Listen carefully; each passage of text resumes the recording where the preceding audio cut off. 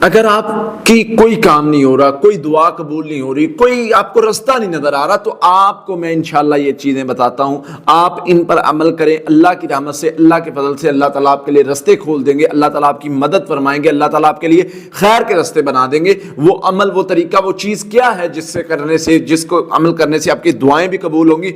आपने अंबिया का तरीका अपनाना है, जो हजरत याकूब अलैहिस्सलाम फरमाते थे, इन्नमा अश्कु बस्सी व उज़्नी इलल्लाह, मेरी तो तकलीफें, मैंने जो भी बयान करना है वो मैंने अपने रब से बयान करना है। मेरी तो सारा कुछ जो है, मेरा रोना, गिड़गिड़ाना, तकलीफ, परेशानी, मेरी तो अपने रब के सामने। जब इस तरीके से हम चलेंगे ना, तो अल्लाह की जात बंदे के आंसू जाया नहीं करती। बस आपने यही कहना है, इन्नमा अश्कु बस्सी व उज़्नी इलल्लाह, अल्लाह मेरा रोना, मेरी तकलीफ, मेरी परेशानी सारी की सारी तेरे सामने ही है। मैं लोगों के सामने नहीं रोता, मैं अल्लाह के सामने रोता हूं। फिर अल्लाह उसके लिए, बंदे के लिए आसानियां करते हैं और उसकी तकलीफों को दूर कर देते हैं।